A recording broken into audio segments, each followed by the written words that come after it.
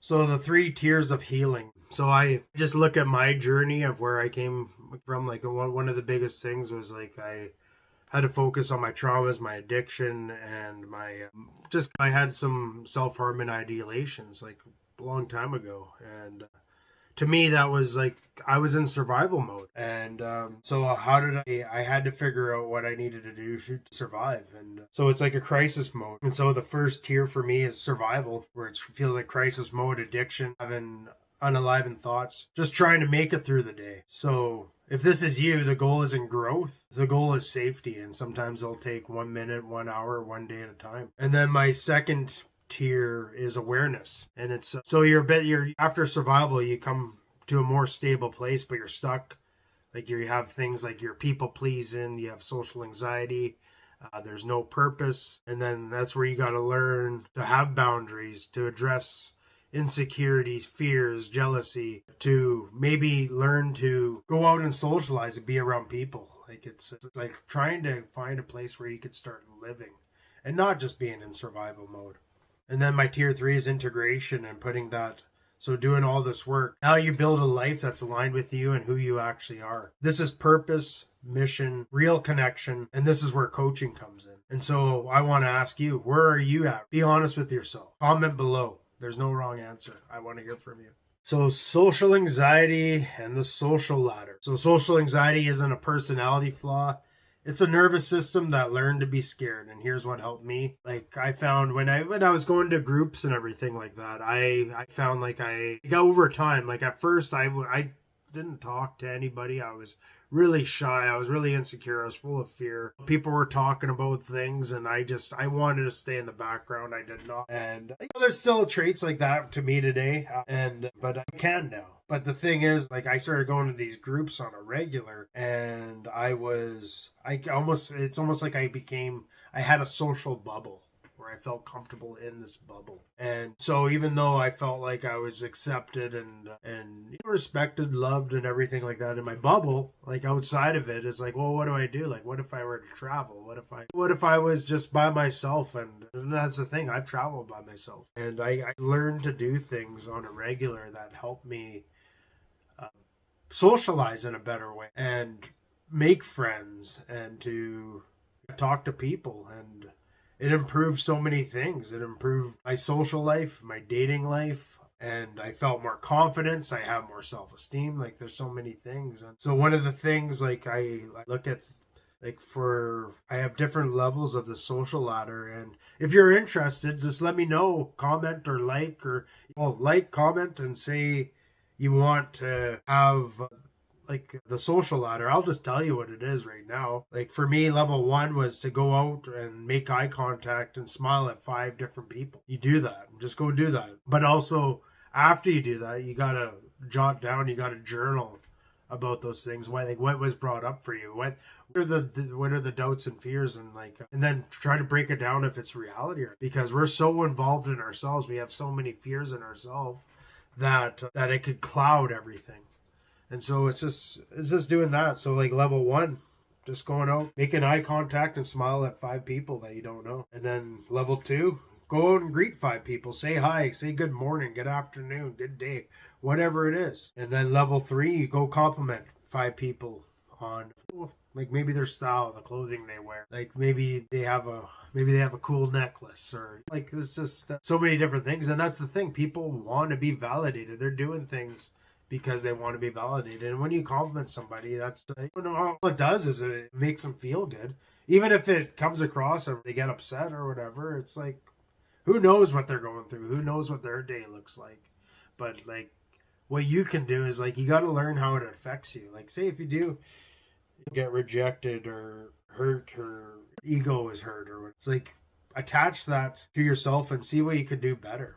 Like maybe like there's so many different things. Like maybe you got too close to the person and that you're complimenting. Maybe you needed to step back a few distance. Oh, maybe you needed a piece of gum or some Listerine. Maybe you didn't have the best breath.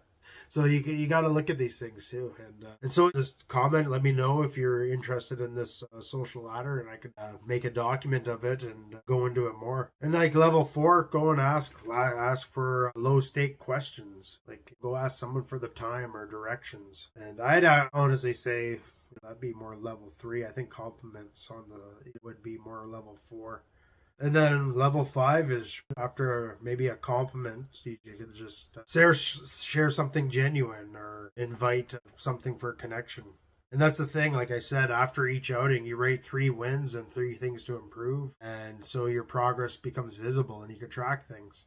And so it's important to look at your wins, because one of the things that could happen is that you're just fucking like you're all about if you have that negative thinking and everything like that, maybe it's you got to look at your wins too. Like going out is a win, and talking to people is a win, saying hi, even attempting is a win. If it's someone making eye contact is a win.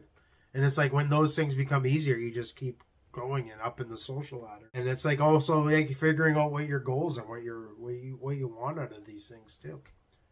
Like, do you want a better social life? Do you want a better dating life? Do you want to connect with people? Do you want to become more charismatic? Like, it's pretty much figuring out and tying into what do you want. So you don't need to be confident. You just need to take one small step today and just tell yourself you're going to do this every day for the week. Try that. See how it goes. See if you improve any. So jealousy, envy, and insecurity. So jealousy and envy are 2 different things, but they both point to the same thing, a part of you that doesn't feel like enough. And it's really interesting because like I did a video and it was about jealousy, and I was talking about being jealous of others, and people were like, oh no, that's envy. And it's like, the way I was describing it is like when you feel jealous of somebody, it could be envy. And the other argument was like, oh, jealousy is a behavior.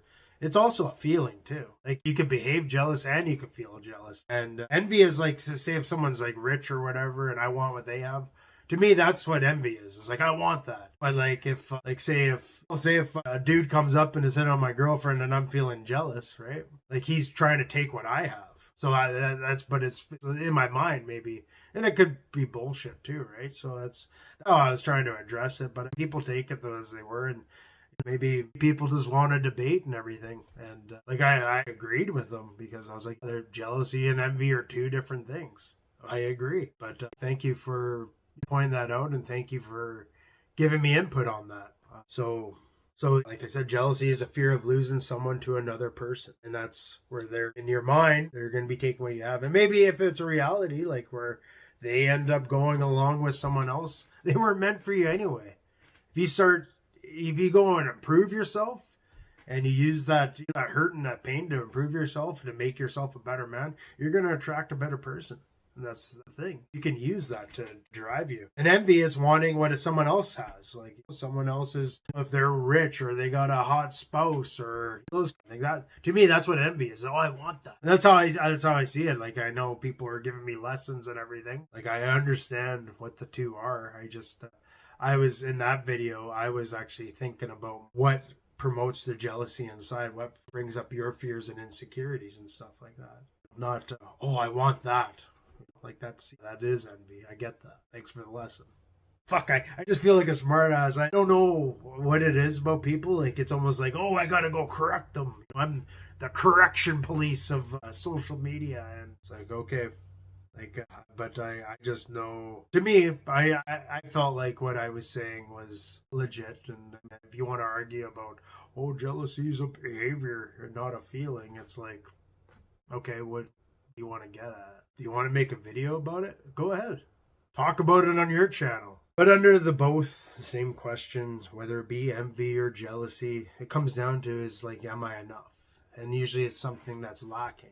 And so with me, step work helped me see my part in everything, and it tied everything into my part.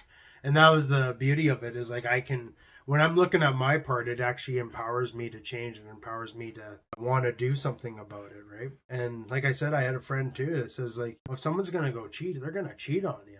Let them go. Let it be done. Let it be over with. And then use that pain, use that to better yourself and put that put that love that you want for them, put it in yourself. Love yourself and fucking respect yourself and go improve yourself. And I guarantee you improve yourself and you make a better person of yourself, you're going to attract a better person. It's just doing the work though.